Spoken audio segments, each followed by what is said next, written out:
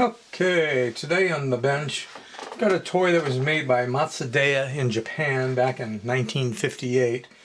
It was sold as Radar Tank. It's a non-fall toy. We'll get into that more, but I thought before I put it all back together, you might like a little peek on the inside. So basically, there is the gearbox switch. You can see the little wire clicker there. I love that boink sound. That clicker also acts as a flasher with the light on the top. Yeah. Now the main problems with this toy when it arrived for repair was corrosion in the battery box. But even beyond that, even if you'd gotten rid of the corrosion in the battery box, the grease in the motors, you can see it's a blue plastic motor. Keep bumping the switch. Grease had solidified on the shafts to the point where the motor couldn't spin.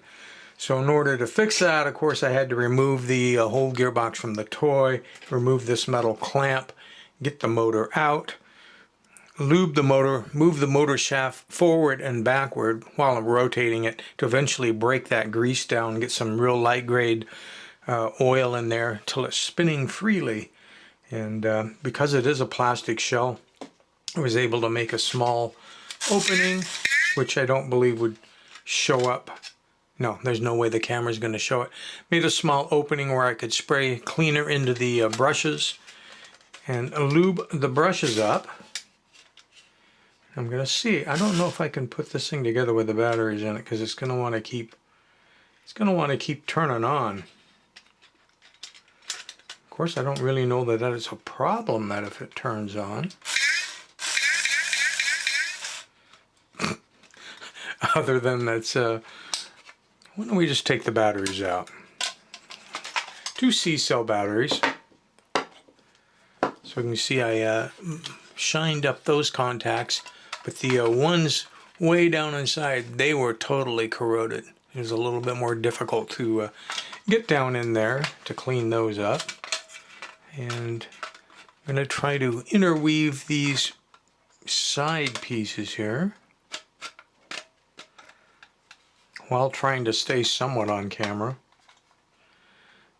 Okay, that's all lined up now. The problem is trying to get the shaft. There's a shaft that's fighting me. Maybe I can get to it with some needle nose. There we go. The shaft is actually for an antenna piece, which the owner of this toy may or may not have, I don't know. I didn't need it in order to perform the repair, so I have no way of knowing. What I'm trying to do now is to get these seam pieces to pop in place. If I can get those in place and keep the ones on this side in place, then there's 2 bumper pieces that'll hold everything together. We'll see. I got one of them. Love that boing sound. It's just so cool. Wish more toys, instead of making the loud annoying clicking sound, made that really cool boing. It's like a cartoon type sound. Had your own personal cartoon. Come on. I'm getting there. Ah, there we go. Okay, they're all popped in. I'm going to set these bumper pieces on.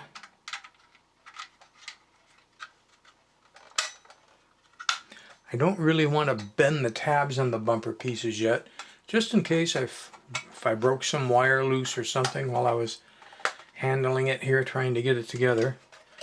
We want to check the functions out first.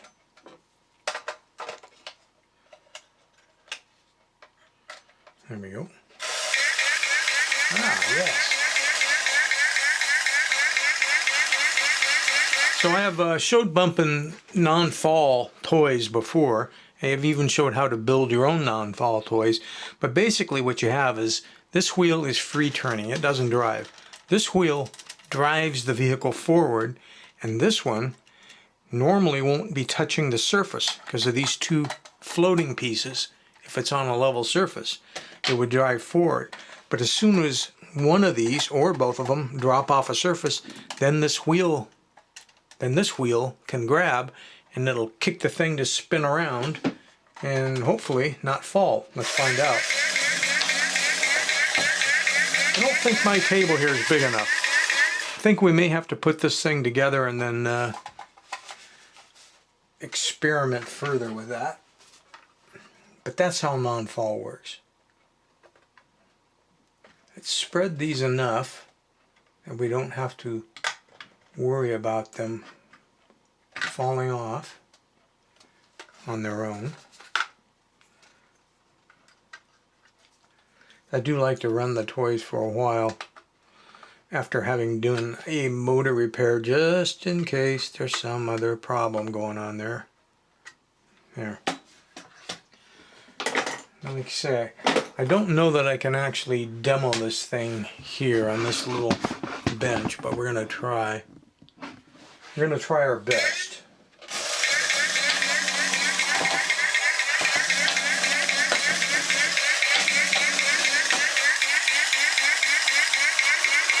Let's take a look at it and let's see if everything is lining up right. Yeah? You see how there's a little bit of, if I can get the light right, light between that center wheel and these, and if one of those was to drop off, then that center wheel should be touching, and that should provide the action required to spin free. So this drives it forward.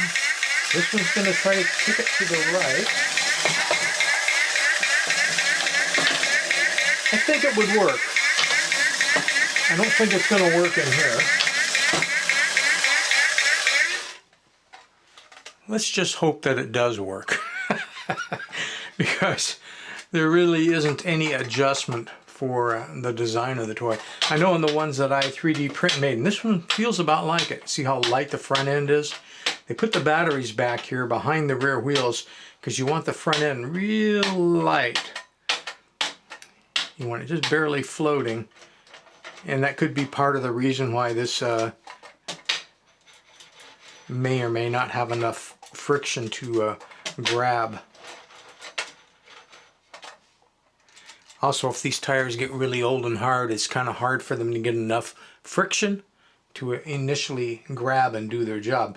Now, there's no flat spots on the tires, so that's a very good sign, and that I think it'll work. But in any case, there really isn't any adjustment I could do for it if it wasn't working. After I'm done with this video, I will take it into the kitchen, put it on the kitchen counter, and find out how it goes in there. It's a smoother surface, not as beat up as this. It's also a much bigger tabletop area. We'll see how it goes. But even if it doesn't non-fall, there isn't anything I can do about that. Obviously, it was sent to me because it didn't run, and I've got it running and beeping or boinging and light flashing. What more do you want?